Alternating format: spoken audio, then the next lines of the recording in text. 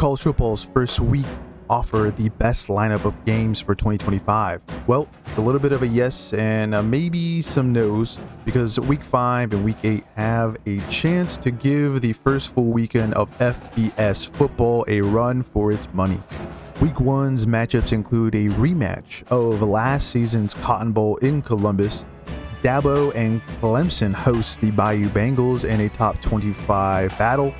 The Tide head down to Tallahassee to take on Florida State, and the Catholics versus Convicts returns for the first time since 2017. Beginning with the game in South Beach on Sunday, at Hard Rock Stadium in Miami, the Hurricanes, who come into the season with Carson Beck, another transfer quarterback for the U, who also made a big U-turn from the 2025 NFL Draft, will help lead Miami along with a pretty tested offensive line. This group needs to try and keep their less experienced defense off the hot September field, which should be a big factor in keeping this game close. And the question for the Convicts will be, can Miami in possession execute enough as they come up against a well-seasoned Irish defense? Morrison, Watt, Kaiser, Mills, Cross the Third, and Oben are all gone for the Gold Domes. But Notre Dame somehow, someway still has rounds of depth at every position, ready to fire like they did last season. So I expect Irish fans' Sunday's morning prayers to be answered in another successful start to the season in 2025. I was going to say, especially with Steve Angeli at quarterback, but the backup for the Irish last year has entered the spring portal, as CJ Carr looks to be the starter for Notre Dame and seems to be more like a Sam Hartman type of passer rather than a Riley Leonard style QB. So can't wait to see Notre Dame air it out a little bit more this season. Plus Jeremiah, sit your ass down, Love is back in the backfield. One of the top 4 games for week 1 has the potential to be a blowout at Deutsch Campbell, where Alabama takes on Florida State. The Tide coming into 2025 with a lot of familiar faces on both sides of the ball, notably on defense from front to back. Overton, Keenum III, Latham, Lawson, Jackson, Hubbard, and Sabe, to name a few, return in Kalen DeBoer's second year in charge of Alabama, who also have a quarterback battle to figure out this offseason, which is the biggest debate on social media for Crimson Tide fans. Simpson, the freshman out of Duncanville, Russell, or the less suggested to start Mack. Regardless of those conversations and discussions, the starting quarterback for Bama will have a more mature offensive line protecting him, and a wide receiver group that should be pretty easy to work with. Now to their hosts, the Florida State Seminoles, who had the 7th best portal class this past offseason, according to 24/7 Sports, is where most of the holes FSU has filled their 2025 starting positions, especially in key spots like the Seminoles offensive line, parts of the wide receiver core, the defensive front 7, and even at quarterback. So, will Mike Norvell have the right amount of coaching glue to put up a proper fight this early on in the 2025 season?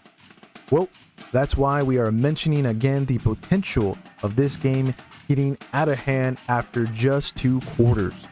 And FYI, Seminole fans, this isn't LSU under Brian Kelly, this Bama. Speaking of LSU and good old Brian Kelly, Game 3 is a top 25 matchup. The ACC's top contender, Clemson, battles one of the SEC's premier programs out of Baton Rouge, with 2 offseason Heisman favorites at quarterback in Cabe Klubnik and Garrett Nussmeier. The Tigers quarterback Nussmeier will have to get very comfortable throwing behind an offensive line without expected first-rounder Will Campbell, Emory Jones Jr., Miles Frazier, and Garrett Dellinger, as all have departed for the NFL. Now, LSU has the number 2 class in the portal according to 24/7 Sports, so maybe, just maybe, the additions of Josh Thompson and Braylon Moore can fill those very big shoes. along with some younger linemen stepping up at the tackle positions. If number 13 has the time to get it to his top targets, Aaron and Nick Anderson, no relation by the way, LSU should have a good chance in winning their 2025 season opener. Their opposition, Clemson, whose timing in 2025 might be that just right for Dabo Swinney and his Tigers in getting back to the top of the college football mountain. With most of the O-line coming back in 2025, a solid batch of wide receivers, a true freshman running back Gideon Davidson, who has captured the hearts of some Tiger fans this spring, there is a lot of pros in believing Clemson will have a tremendous 2025 campaign. And we haven't even gotten to their defense that only lost 3 players to the NFL draft. Starting in the trenches, Parker, Woods, Capehart, and Lawson all return, with the addition of defensive end Will Helt, who ranked 43rd overall in the transfer portal. 3 yards behind them, you have Browns Woodaz at linebacker, and a secondary with 4 returners covering the open field. With this lineup on D, the reigning ACC champions have all the ingredients to make another run to the college football playoff. So, wrapping up the game at Memorial Stadium featuring 2 Heisman favorites and company, if cooked right, will have the making of an early season banger in South Carolina. Audible Mentions for week 1. Thursday night has Boise State versus South Florida, where we start to witness if the Broncos can make it consecutive seasons with playoff appearances. Also on Thursday night, Nebraska plays Cincinnati at Arrowhead in the Travis Kelce Bowl. Then for a Friday night delight in Boulder, Colorado, where the Georgia Tech Yellow Jackets get tested on the road against Coach Primetime's Puffs. But wait, there's more. Starting with one of 2 games in Atlanta, Saturday has Syracuse heading down south to take on Tennessee. The other one in Hotlanta for Sunday is another ACC versus SEC brawl, brings the trending upwards Gamecocks of South Carolina battling the Virginia Tech Hokies. And we cannot forget Monday's game for week 1 at TCU traveling to Chapel Hill to clash with the North Carolina Tar Heels, whose new head coach is NFL legend Bill Belichick, returning to college football for the first time since his playing days at West Lane back in the early 70s. Now we finally get to the rematch of one of last season's playoff semifinals, Texas at Ohio State. Number 1 versus number 2, or number 2 versus number 1. Longhorns, Buckeyes, Sark, day again for the second time in the last 8 months. These 2 programs lost quite a bit to the draft, but were still able to reload for 2025 and warrant the number 1 and number 2 spots for most preseason rankings, because this is what elite recruiting and proper portal pickups look like. Texas has a lot of new faces in the trenches, but have the talent to replace tackle Banks Jr., guard Connor, former center Majors, and other tackle Williams, with Trevor Gooseby, who filled in at both tackle positions last season when some that I just mentioned went down. Neto Uemeo Zulu, yep, that one's never going to get old pronouncing. Senior center Cole Hudson, DJ, former 5-star recruit Campbell, and another former composite 5-star recruit Brandon Baker.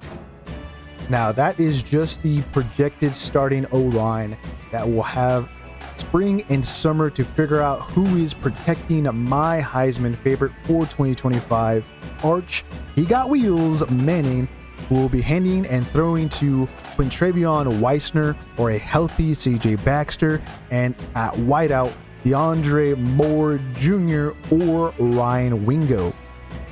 Also returning for the Longhorns, but on the other side of the ball, you have former true freshman and future top 10, maybe top 5 NFL pick Colin Simmons, veteran DN Ethan Burke, plus at linebacker Trey Moore and Anthony Hill Jr.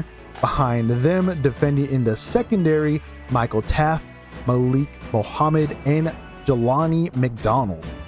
Honestly, I just don't know how Sarkisian keeps doing this. A true masterclass in recruiting the last 5 years, but we also have another master at recruiting on the home sideline in Columbus. Ryan Day and his Buckeyes, who evened up the win-loss ratio between the two programs with a big dub in last season's encounter at the Cotton Bowl. We'll have a new starting quarterback and have many predicting it to be Julian Sayin, who made social media go a little wild last spring over the possibility of winning the starting job as a true freshman. Now should take the reins for Ohio State and will have the honor in throwing to another Heisman favorite, Jeremiah Smith, aka don't leave him 1v1, aka already a top 5 NFL pick, aka how is he even doing that as a freshman, had over 1,300 yards receiving for his debut season at the collegiate level. We quickly move to Ohio State's offensive line that will have some returners and some new faces from the portal, which the Buckeyes do have a pretty good track record in filling out, especially from the last couple of transfer cycles. Now, the biggest shoes needed to be filled in Columbus is at the defensive front, where the Buckeyes will have to replace 19.5 sacks going through the early rounds of the NFL draft. But this is the Ohio State University, aka Sack Your Ass U, and currently have 10 out of the 62 former players on NFL rosters playing at the defensive line position. So whoever lines up for the Scarlet and Gray will have my money on them to have the ability to terrorize anybody they come up against. Ohio State also has one of the best defensive players in college football, Caleb Downs, in their secondary, and veteran linebacker Sonny Styles leading the Buckeyes defense.